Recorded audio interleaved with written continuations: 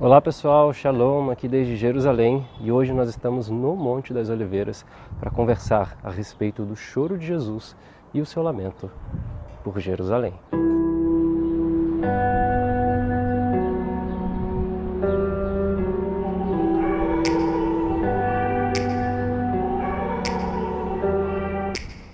Take me back to a place where I felt at home. Take me back to a day when we weren't alone. Take me back to an age when the world felt small. Eu te convido a acompanhar o nosso vídeo de hoje com a sua Bíblia aberta, no Evangelho de Lucas, capítulo 19, versículo 41. Porque é nesse texto que o nosso vídeo de hoje está se baseando, no texto que trata a respeito dos acontecimentos que precederam a entrada triunfal de Jesus aqui em Jerusalém.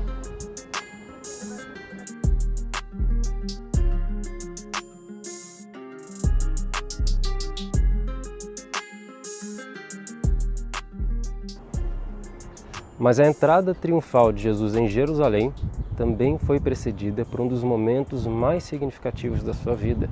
Um momento de tristeza, um momento de sensibilidade, um momento de choro.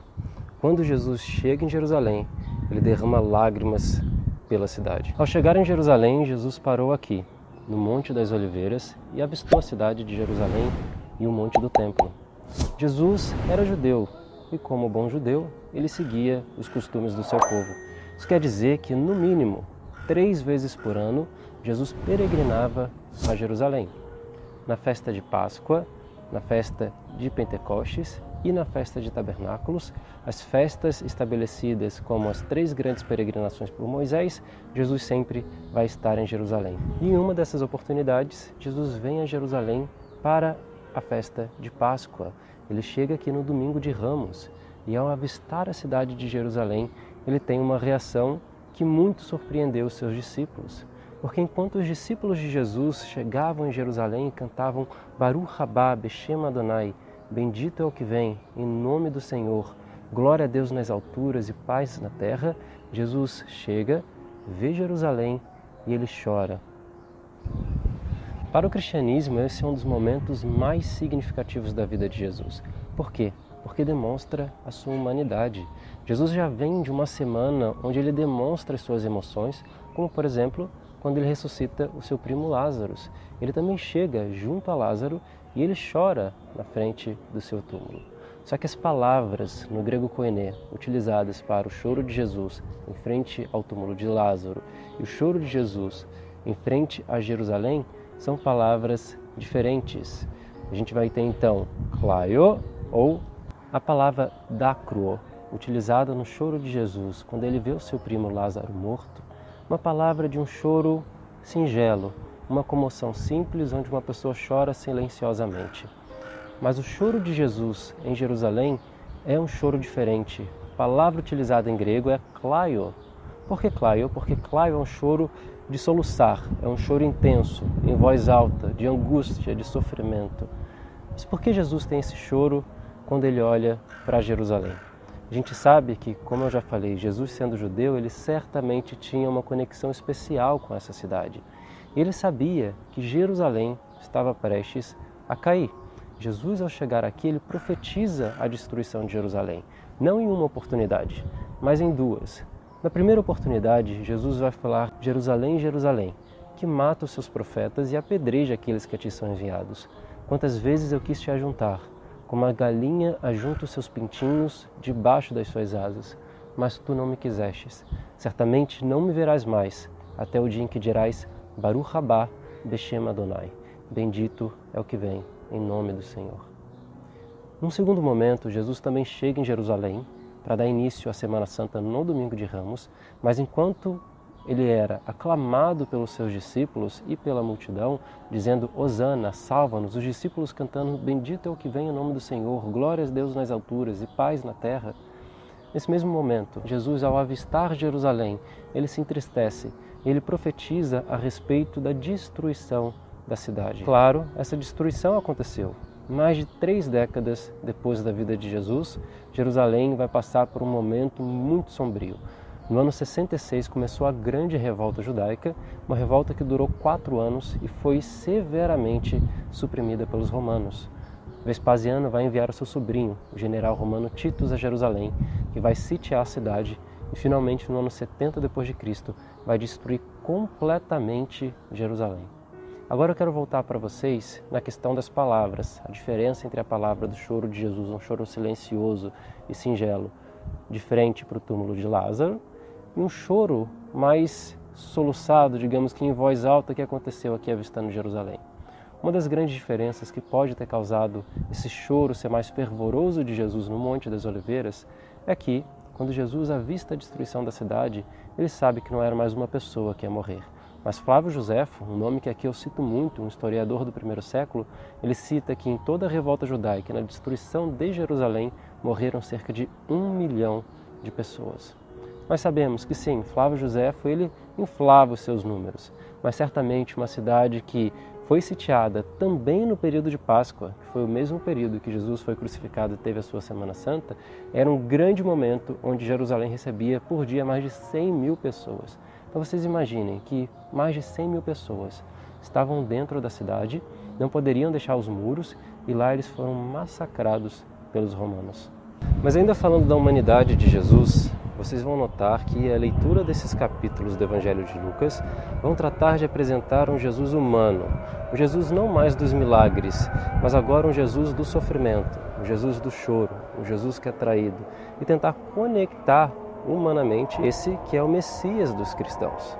Agora veja que nesse mesmo complexo há algo que se conecta com outro momento de humanidade de Jesus, que é basicamente o seu sofrimento. Nós temos aqui, atrás de mim, uma árvore típica de Jerusalém, chamada Spina Christi. Na verdade, o seu nome científico completo seria Sisyphus Spina Christi. Por que Sisyphus Spina Christi? Porque essa árvore, tradicionalmente, é a árvore que acredita-se que foi dela que se fez a coroa de espinhos. Mas o nome dessa árvore é muito interessante, porque na realidade é um nome em grego. Por que o nome em grego? Vocês sabem que Sísifos, em grego, é a palavra utilizada para sofrimento. E Spina Christi, obviamente, o sofrimento do espinho de Cristo. Sísifos foi um homem condenado por Zeus a passar a eternidade levando uma pedra até o topo de uma montanha.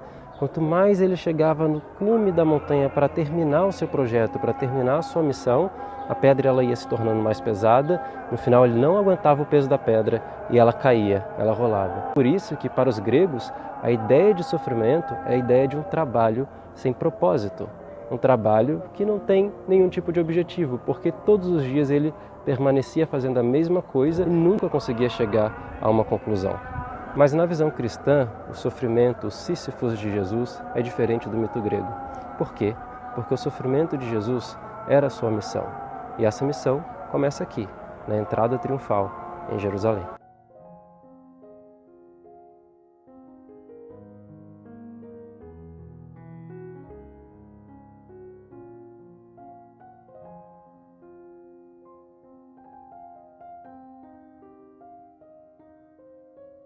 E hoje, quase que no cume do Monte das Oliveiras, nós temos uma pequena igreja chamada Dominus Flevit, o choro do Senhor, que é dedicada a esse acontecimento da vida de Jesus.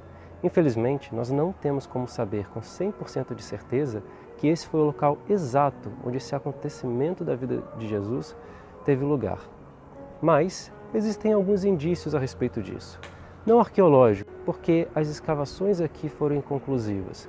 Ainda que nós saibamos, no século IV, V, VII, XII, houveram igrejas e monastérios aqui dedicados a algum acontecimento da vida de Jesus. E ainda que tenhamos mosaicos com o nome dos benfeitores e construtores da igreja, não há nenhum registro a qual acontecimento da vida de Jesus que essa igreja foi dedicada. Mas talvez seja a tradição do nome do local em árabe, não em latim, não em hebraico, mas que revele para a gente o sentido original dessa igreja. Porque o nome em árabe é El Mansuriya, que quer dizer o triunfo ou a vitória. Possivelmente esse nome se deu por causa de alguma tradição cristã que já existia aqui nesse local. Essas igrejas foram destruídas por uma série de acontecimentos, terremotos, a invasão persa, mas nós sabemos que ela foi reconstruída em 1955. E o arquiteto italiano Antonio Barluzzi, ele vai fazer algumas coisas diferentes das igrejas que passaram por aqui. Por quê?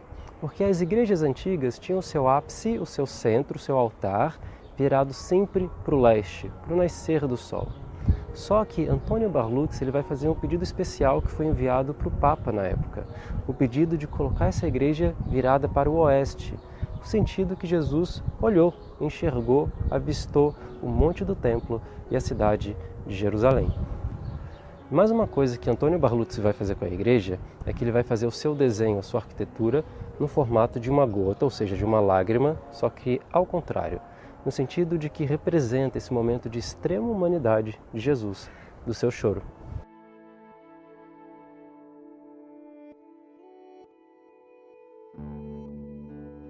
E eu termino o nosso vídeo com a imagem dessa pedra.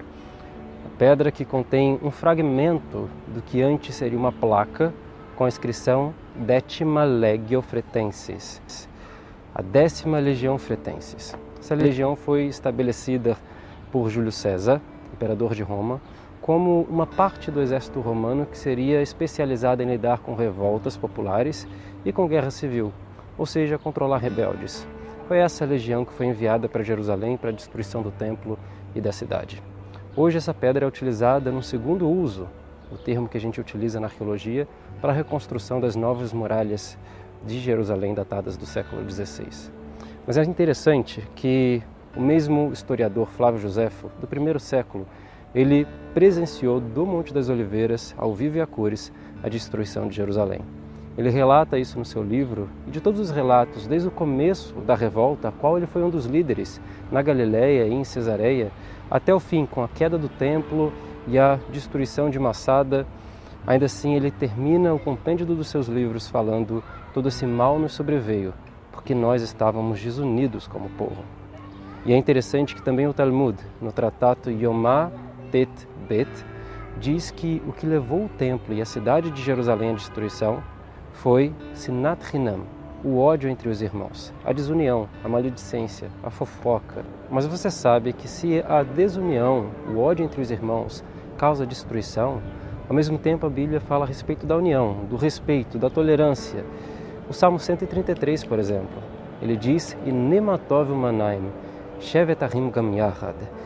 Quão bom e quão suave é que os irmãos vivam em união. O Salmo continua e diz que essa união é como os orvalhos que descem no Monte Hermon, porque ali Deus ordena a bênção para todo Israel. É interessante que, realmente, o Monte Hermon é a partir de onde se forma o Rio Jordão e o maior açude de água doce do país, que é o Mar da Galileia. Então nós temos dois pontos: a desunião, que causa destruição, e a união, a tolerância, a amizade, o amor ao próximo, que causa construção, vida, prosperidade. Que nós possamos observar as nossas próprias Jerusaléns, as nossas comunidades, as nossas sinagogas, igrejas, mesquitas, os nossos bairros, cidades, o nosso país, e observar se nós estamos fazendo com que a nossa sociedade esteja caminhando para a destruição ou para um momento de prosperidade, de construção. Porque tudo isso, obviamente, depende de nós. Sabemos que a união faz a força, mas também é através da união que Deus decreta bênçãos. Então, com essa mensagem, senhores, eu termino o nosso vídeo desejando para vocês muita shalom e união desde Jerusalém.